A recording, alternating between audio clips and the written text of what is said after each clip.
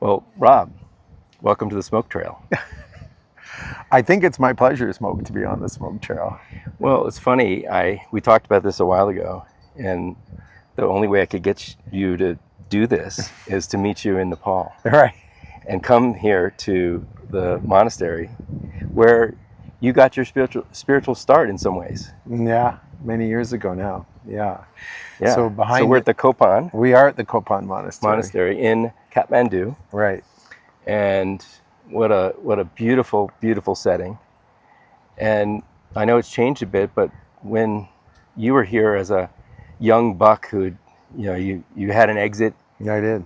you had a bunch of money, you were taking over the corporate team, but they needed a couple months to do some things, so you had a couple months off. You came to Nepal, and somehow fate brought you to this monastery. I did. So tell us that story, because I think people will really appreciate this. This is a young Rob Follows. Yeah. This is pre-STS. This is like you had an exit, so you had success. Yeah. And so what brought you here, and how did it go? Well, I was very, very focused on growing the business. It was a marketing services business. We had a great team, and free trade came along, and somebody kindly said that was on the negotiating team, the leader of it, we're not protecting marketing services, so you're going to get creamed if you don't sell your business to one of the large, I was in Canada at the time, I'm Canadian, large US operators. So one thing led to another. I sold the business to Merit Sync out of St. Louis, Missouri. It ended up being a turnaround. I had a very profitable company, but when you put all the divisions together, so Smoke, it was my first turnaround, like big, very public turnaround, where we had a 2 out of 10 customer sat rating, so complete failure. We were losing $4 for every dollar that came through our profit, and our employee sat rating was around 2 out of 10 too. So I just said, we want to just shut it down. They said, well, what do you think we need to do? And so back then people weren't using computers yet for presentation. So I did a full scat page of all the issues and all the solutions. And I took it to St. Louis and said, look, you need somebody very experienced to do this in your business. And here's the assessment. Send me to California and I'll learn to surf and deal with, Toyota or something like that. And they said, learning to surf would be great, but you're now the president. And I was like, so I had to go back, even though I had a big check in the bank and everybody, wasn't feeling very good about that, and put a leadership team together. And once the leadership team came together and it was about to gel, I knew I needed a break. I'd been on 2 years of intense, turnarounds are intense. So it weren't cell phones then. So I flew, I bought a ticket to Nepal, and I thought, I've been so scheduled up, I'm going to not have any schedule at all. And I need to connect with myself, and I need to learn to meditate because my mind was so active and so busy. And so I got to the payphone in the Vancouver airport and called the first boss I'd ever had. Charlie was his name. And I said, Charlie, this is a one-way conversation, so you need to really listen carefully, okay? So the team is set up. They need a couple months to really gel. We're going over the Christmas holidays. You can't come to Toronto until, 1st of March would be best, but, certainly not until February. And I'm not, and tell me right now, because you're not going to be there. I'm not going to be there. The team needs to gel. And I'm going to Nepal. And if that's a problem, terminate me now, because I'm not coming home. And he's like, well, I don't know what to say. Well, make your decision. I said, well, you got to come back. And I said, okay, I'll be back in a couple of months. And so you had this freedom. I did. So you got yourself you were stuck in the quagmire of the corporate and the exit and everything else. Yeah. So you had this little window here. Yeah. Not little window, big window, which people talk about but dream of. Don't usually do. Yeah. Well, I do believe. So clouds parted and you headed off to Nepal. Yeah. So I got to Nepal and I didn't have plans. And I came from there was $1 billion travel company inside of Merit's. And so we would always have people picking us up and rolling out the carpet and giving us the executive suites in the hotels. And I just wanted to just be on my own. So I came out of the airport and realized everybody was getting picked up. It was all mud outside the airport at that point, and it's all paved now in Nepal. And there was this group of Americans jumping in a van, and so I jumped in the van, went with the flow, and ended up in the old town of Kathmandu, where they were all seeing a guru, and they said, it's your turn. They thought I was like a stranger in their group that they didn't know, but I was part of the group. I don't know what the group even was. But the guru was dying in his bed, and he said, why are you here? Which is a classic Buddhist question I've learned over the years, because it operates on many levels. And I said, I'm here to learn to meditate, and I want to walk in the Himalaya on my own and really think about my life and the purpose of life, and why am I here really? And so he said, well, how much money do you have? And I said, well, I've only got $800. He said, well, I'll take it all because I'm dying. I'm going to leave this legacy of a children's school. I said, fine, but I need. And so he said, this is how you will learn to meditate here. They're doing a course. It's up in the Kopan Monastery, so you can jump into the course. But if you stay out of the course, you'll be better off. And you can use my name. And he wrote his name down. And so I tried to get to the Kopan Monastery by bicycle, and I couldn't find it. But you gave the first guy $800. I did. I gave him all I had. That was all the cash I had. Is, first of all, that was a lot of money. It was then. Yeah. It's a lot of money to give a stranger. Yeah. And then he directed you. He said, go here. Yeah. And so you're working your way up to this top of this mountain. You couldn't ride your bike. Right. You got in a taxi. I finally got a taxi to take me up. Most of them didn't know where this was not part of Kathmandu back then. Yeah. In 1996. And so I took a taxi up, and I paid him. He made me pay him before he left, because people didn't know if their cars could get up this hill. This is the top of a hill, as you know now. And so he dropped me off. It was a big wooden door then, and he drove off. Yeah. And so here I am standing outside of the Kopan Monastery. I didn't really know what was inside. Huge wooden door. So I banged on the door, and they eventually let me in. They said, it's a silent monastery for the most part. You can talk at meals, but you ask the questions, and that'll basically, my words define your experience. And they walked off. And so I at one point I said, well, how much, by the fourth or fifth day, I said, well, how much does it cost? They said, I don't know, you tell us.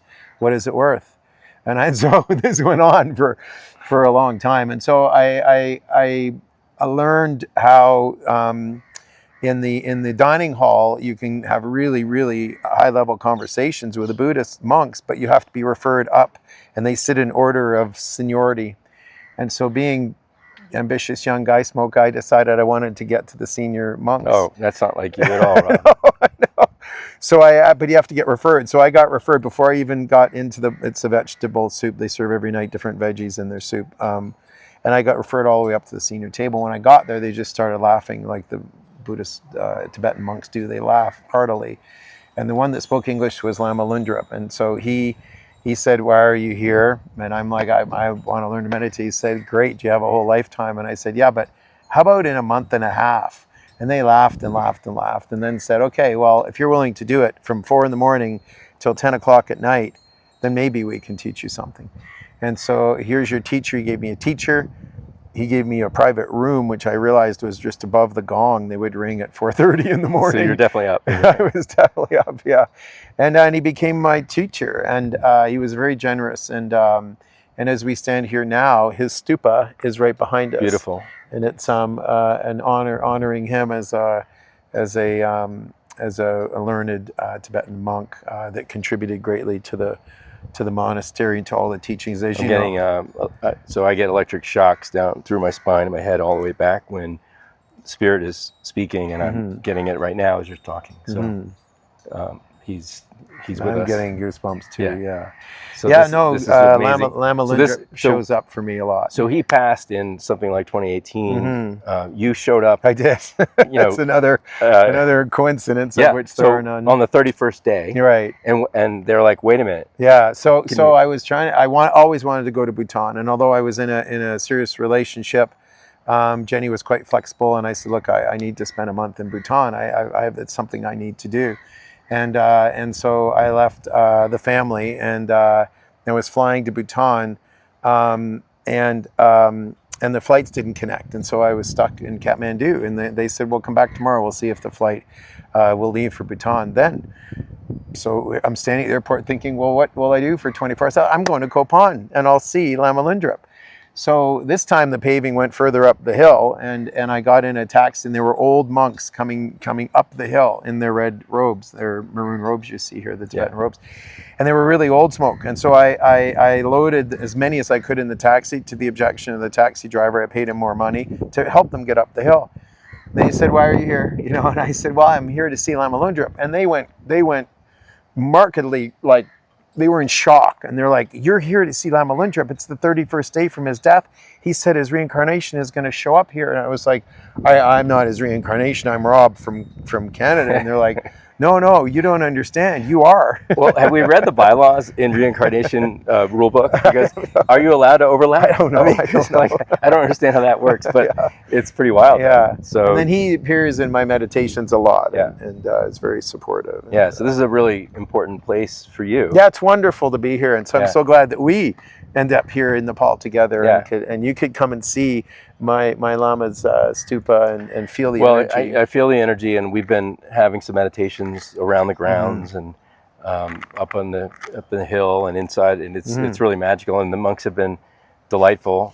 We went to the cafe, and they're all getting ice cream, and we got some coffee. Well, they remember Lundrup. They're all students of his, and that is really beautiful. So I think this is a really interesting time to reflect. So when you think about your life since then, so that was a big monumental moment you spent since being here in '96 to learn meditation. Yeah, like you spent a month and a half there, and then you came back. You jumped back in the corporate grind. You had your whole. Well, I can share some. Yeah. So one of the things I was just remembering today that Lama Lundrup left me with is, you don't need to change who you are to become spiritual. Yeah.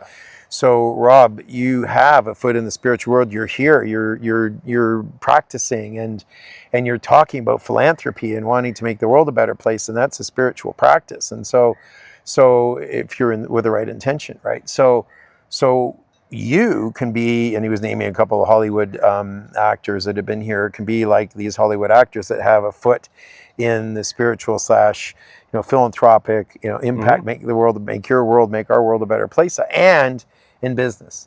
And this is in 1996, a long time before people was talking about impact. And, way before the smoke trail started. Right, a few years. It's our first season. Yeah. But, but that is the spirit of it. Right, so exactly. it's very appropriate. Right. And here, so you ask about going back. And so my mentor at the time was the 50 wealthiest guy in the U.S. who'd bought our firm. His name is Bill Maritz. And Bill had said, if you ask me a great question, I'll spend 5 minutes with you, because I asked if he'd be my mentor, because he had grown the business from 50 million to 3 billion. And he said, well, yes, because he wanted me to stay as an executive. But the questions are all up to you. If it's a great question, I'll spend 5 minutes with you. If it's a brilliant question, I'll spend an hour with you. If it's a world-class question, I'll spend all day with you. So you'll decide how much time we spend together. So I thought, this is going to be a good question for Bill. So I jumped on a plane after I got home, and the leadership team was doing great, down to headquarters. I'm having lunch with Bill Maritz, and I said, Bill, here's my lama. And he said, Rob, before you tell me anything about what your lama or anything else, I think that you need to have a foot. It was really quite shocking to me. You need to keep a foot in the business world and be like me, where I have another foot in the charitable and what we'd call now personal development world. And so my lama on the spiritual learning side told me the same thing that my business mentor did in the same month. And so that was a pretty clear message from the universe. So since then, I have kept a foot in the philanthropic / making our world a better place. What's the purpose of our life? Our spiritual, consciousness, awareness development, and where I can be humbly helping others on the path, and then also in the business world. Hence, success to significance through selling to. So we have a lot of mutual friends in YPO. You and I were friends for well over a decade before I came and joined you and became a partner. Right. And one of the things that people ask me is, well, is Rob for real? I know. and I said, well, honestly, because we hit it off from day one. Right. But I was like, does he really believe all that stuff? And I wasn't sure. It was hard to say, we all have our own stuff, though, because I don't know what they're referring to. Like, just that you want to do good and do well, do well and do good. Yes. That it is that genuine. Yes. That it is that heartfelt. Yes. And I'm here to tell you that it actually is real. Yeah. It is that good. Yeah. And but from the inside. Yeah. Like as your partner, as someone who has walked the walk with you, who sees you when you're when you're tired, sees you when you're frustrated, sees the ups and downs, and knows when things are going well, not going well. That this is the real you. So that's a beautiful thing. That's a beautiful thing. It's a. I mean, I'm not. It's not a commercial. This is just us talking, and that's a beautiful thing. So you had your mentor and your spiritual leader, teacher, tell you the same thing. Fast forward over the years, you've done that. You've manifested it. Working on it, Yeah, well, you're doing it. It's a constant in motion. Nothing's done. Nothing's not done. It's just in motion, right? I mean, success to significance is a clever little logo, but it's real. It is very real, and it's something that is part of the DNA of STS, which is really cool. Well, I'm thankful as well that it inspires others. And plagiarism is a great compliment. And so to actually influence others to say that, well, we're doing philanthropic work too. Well, fantastic. Good. And so I'm excellent. More the better. Exactly. We want more. We want want more. Exactly. Yeah. So let's talk about Rob. Sure. So when you reflect, if you look in the mirror today, I know you have a spiritual practice, which is important to you. You and I talk a lot about it. We don't have to get into all of it, but what I do appreciate is it's a dedicated. You're really dedicated to it. You do a meditation every day. What are some of the practices, the Rob practices that you do today? Like it's part of your routine. Just like kind of people might not know about. That might be maybe helpful for others. Maybe to it might be try. helpful, or just everyone has to pick their own what works for them. Right? Like I have my thing. But we can learn from others what's working for you. So what is working for you? Well, thank you for the question. So intentionally being clear on outcomes, both in your life that you want to create, in relationships, and outcomes of things you're investing energy in, and affirmations of what you want to become. The clarity around that, which I do write about in the book, is coming out now. Yeah. What is exciting. your Everest? We'll do another episode when we have the book in hand, and we can talk, go into detail, because that's exciting. I look forward to that. Yeah. So I do read my affirmations. I mean, to be really humble, there's an affirmations for everything. If people aren't clear on it, so to be really quick on affirmations, if you see something in yourself that you want to reverse, like I'm say stressed out or I'm anxious, I want to be the opposite of that, you can create an affirmation, and if you feel it and see it and really believe it, then you will actually change and become that affirmation. Also, if you see something in the world and someone else, then that's something that you can actually become. So affirmations, I do keep them with me all the time when I'm traveling. I'm on a long trip right now, and affirmations are something that I highly recommend. I was teaching a young guy in London on the weekend with his mother there, because he had so many limitations, and he was just calling them out. If you listen to yourself or you listen to your friends, you'll hear their limitations coming from their subconscious, and you can replace those with affirmations. So that's one thing that I do. Another thing that I do. Well, just pause there, because I want to reinforce that, because I believe it fully. And our subconscious, also known as our karmic self, like there's different ways of thinking about it, but doesn't know the difference between joking and not joking, real things, not real things.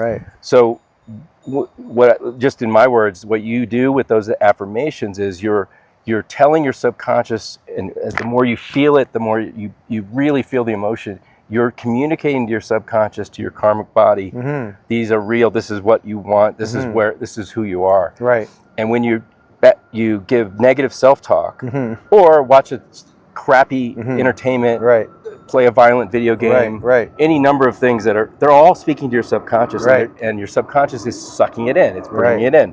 So you hit on what literally in the last episode with Z that just went live. Oh, really? We talk about this a bit of how to that. So that's a really beautiful practice, and it really works. It does. This is not like hocus pocus. No. It's not imaginary. Can I quote a book on that? Yeah. So last August, Jenny and I spent some really good quality time with Bruce Lipton. And I'm a big fan. Oh, right. He's amazing, and his wife is too. So he wrote a book for those that are interested called The Biology of Belief. Where he actually, as a doctor, maps how this works, and it does work. But he actually, in the science, is found a way to prove that. And it's, I mean, imagine the biology of belief, where you can actually change your biology and become healthy based on your belief system. Yeah, so I interrupted you. I just wanted to put the emphasis on that first practice that you mentioned, which is affirmations work. And you did them, to this day, very successful, Rob. People might see you as like, oh, this chairman of the board, he's got this great company that's firing on all cylinders. It is. And he's really accomplished, and he's got his head on straight, and he's doing affirmations today, every day, to improve myself, to continue, right? Because it never stops. Yeah. Because you also have to counter the negative stuff that's coming at you, because you have to counter and negate that stuff. Those are constant affirmations that are very. I actually went through my affirmations and circled them in red that were more spiritually oriented. They're kind of forever affirmations, you know, and so. There's some very powerful ones. The other practice that I was going to mention is meditation, different types of meditation. But the one I think that is easy for people perhaps to try, smoke, is in that space before you go to sleep, and in the space before when you're waking up. Yeah. And so I often wake up, if I'm supposed to get out of bed, at 6 o'clock, at 5 o'clock, or at 7 o'clock, depending where I am, what time's at 6 o'clock, such that I can spend time in that space meditating, but not becoming fully awake. And that can be those meditations can go deep because of the space that your brainwaves. Because you're in basically. We're trying to do with the meditation, and what you're in that moment is where you are as a child, which is theta state, which is where you have a direct connect to your subconscious. It's absorbing everything. And so our ego minds as adults who live in the modern world are so distracted that it's really hard to get into a theta state. When they do studies of monks, you know, these guys, they look at their brains under modern equipment, modern technology. They see an incredible level of steady theta state, which is that moment. So in that pre-sleep, that bit of time there where you're just dozing, you're about to doze, or in the early morning, you're probably closer to that theta state. Right, absolutely. Yeah. And it's I think because dropping into meditation in the middle of the day takes a lot of practice. Yeah. And it's really hard, especially for those that are in really productive 3D, worlds and business. and so I would encourage people, if they're interested in meditating, to try it in those times, because it maybe can help. The other thing that I do on the beach in Barbados is at sunrise is a walking meditation, because you can close your eyes walking on a beach, and you can open up your eyes as well and see more beauty. Yeah. So some people I know do other types of meditations, but anyway. I think those are beautiful, and the walking one is probably a little closer to what I was talking about earlier, which is being in a contemplative state, right? So we think of meditation and what turns off some people, and who haven't done it, certainly me for many years, is this idea of like, what do I do? And my mind thoughts are coming up, and it's so uncomfortable at first. And then until you get over that, it takes time. It takes a while too. Yeah. But being in a contemplative state might feel less daunting, right? And that's being present, open, and awake. So what does that mean? Present, open, awake. It's just being present, also kind of open, aware of, I hear the birds, I hear the wind, I hear the planes every once in a while in Kathmandu, busy airport. And also I'm aware of my energy in my body, and I'm aware of our conversation. That's kind of, I'm present, open, and awake, all that at once. And when we get to that, it's like, wow, you basically have mind, heart coherence. Right. It's beautiful. It's a beautiful way of being. It is. Affirmations are actually about being, whereas goals are about doing. And so having the awareness of and thinking about splitting those lists is something that is in my book. Again, is if you had all time, money, energy in the world, for instance, what would you do? You can make a list of dreams that you want to fulfill, but the being becomes more challenging, more fulfilling as well in time. Well, I love what you challenge all of us to do, and you challenge me to do, is the vision boards. And I went to town on it. Like you were like you got to do this. I'm like, okay, all right. So I did a spiritual one, I did a professional one, and I did a rest of life one, family and everything else. And so I had these 3 vision boards, and a lot of that stuff's come true. And now I have to re-up it and it's kind of refresh it and keep it in front of center of mind. But it's really powerful. It is very, very powerful. Yeah. And one of the reasons Bruce Lipton, to quote him and give him credit for simplifying this, is that he uses the analogy of reprogramming a hard disk. And so your subconscious your voice by itself doesn't get through, as you were saying earlier. Deeply anchored feelings do, but visions, actual pictures do. And so if you can take your affirmations, your goals, and turn them into pictures, and have it beside your bed or in your bathroom or wherever, so you look at those things will manifest. We have old boards, Jenny and I, that were done 10 or 15 years ago, and every single thing on the board is real. Well, and it's also, I like to, where we put our energy is what happens, right? So I like to focus on these positive things, but I also like to point out, because lots of us have children or, me in one case, I have a grandchild. You've got you got kids at different ages. Lots of people listening to this are leaders who also they're raising families. Right. And the images that they see on violent movies, violent television, the crap that's out there. Horrible, honestly, like, I'm no prude. Believe me, I've lived a full life. I know that stuff affects you very negatively. And so what I would say to anyone who is thinking about this, who's gotten this far with us, they're obviously, they care about stuff. You really got to cut that stuff out. Absolutely. Cut it way down. Replace it with positive. Replace it with positive stuff. You can even do that in a simple breathing meditation to bring love and light in to the top of yourself. Let it fill all of your cells with positive energy, and push any negative energy. Sometimes people have things that come into them overnight, and you can push all that out. You can feel when you're in positive energy flow, and when you've got some stuck energies. And so a very simple meditation is pull love and light in the top of your head and push it all the way down to the center of the earth. Convert it, anything that was negative into positive, bring it back up. And it's beautiful. And so we were sitting up there up high, and you were like, I got to tell you this.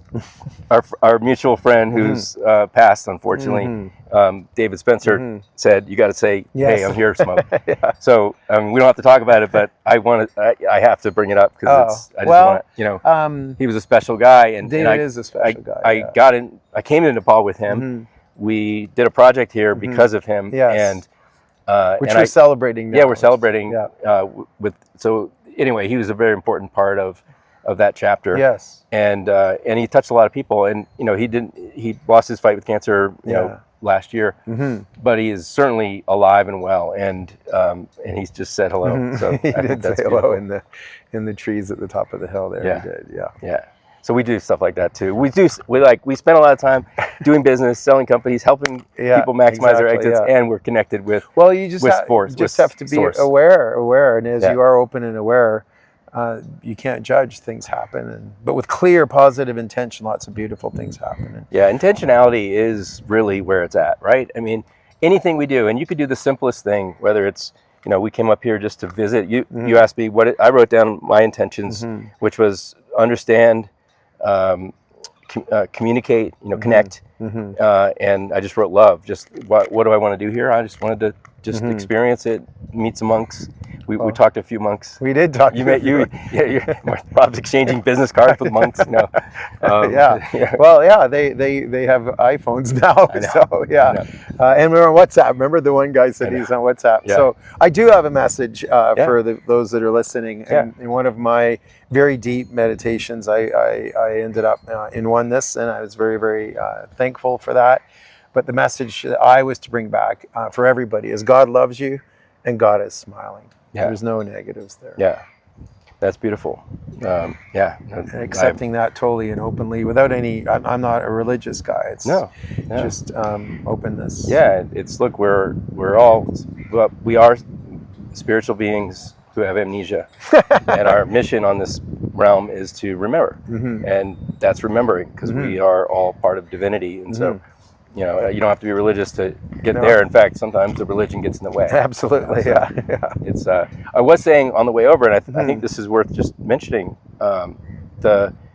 We have this beautiful opportunity in today's day and age.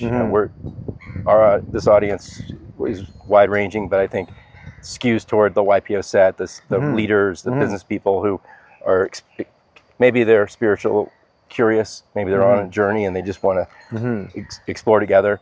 Maybe they've thought about it, but we're giving them permission by having these conversations. So whatever. But either way, like it's as you open up your perception to this, you drop your judgment. You know, we've got this incredible opportunity in this day and age to look at and learn from all these amazing traditions. So here we've got these, you know, beautiful Tibetan traditions, and they've got their system and methodology.